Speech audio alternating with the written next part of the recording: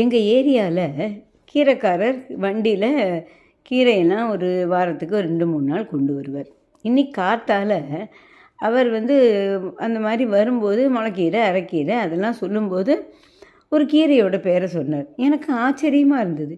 இந்த மாதிரி ஒரு கீரையை நம்ம கேள்விப்பட்டதே இல்லையே. சரின்ட்டு அவரை போய் கேட்டேன். கடைசியாக ஒரு கீரை பேர் சொன்னீங்களே, அது என்னது அப்படின்னு கேட்டேன். சக்கரவர்த்தி கீரைமான்னார். சக்கரவர்த்தி கீரையா? இந்த மாதிரி ஒரு கீரை இருக்கிறதே எனக்கு தெரியாமல் போச்சேப்பா அப்படின்னு சொன்னேன். ஆமாம், அப்போவே அந்த அவ்வை பாட்டி சொல்லிட்டு தானே போயிருக்கா, கற்றது கையளவு கையில் கல்லாதது உலகளவுன்னு. நான் கல்லாத உலகளவில் இதுவும் ஒன்று போல் இருக்கு.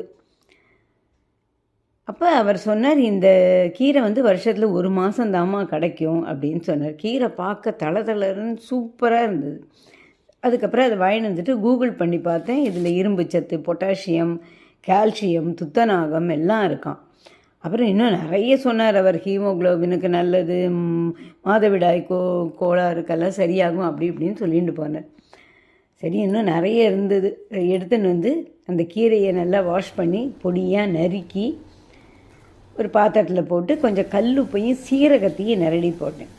அதுக்கப்புறம் அது முழுக்க வெந்ததும் ஏற்கனவே வேக வச்சிருந்த பயத்தம்பருப்பை சேர்த்து எல்லாத்தையும் நல்லா கலந்துட்டு அடுப்பை அணைச்சிட்டு ஒரு பேனில் நல்லா தேங்காய் எண்ணெய் விட்டு கொஞ்சம் சூடானதும் கடுகு போட்டு, கடுகு வெடித்ததும் உளுத்தம்பருப்பு, காஞ்ச மிளகாய் போட்டு கொஞ்சம் பெருங்காயத்தூளும் போட்டு இந்த வெந்த கீரையில் சேர்த்து சாப்பிட்டா ரொம்ப நல்லா இருந்தது.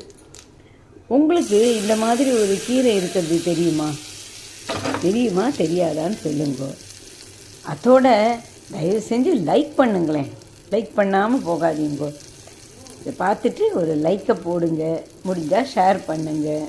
சப்ஸ்கிரைப் பண்ணாதவங்க சப்ஸ்கிரைப் பண்ணுங்கள். சரி, இன்னொரு பதிவிலையும் பார்ப்போம்.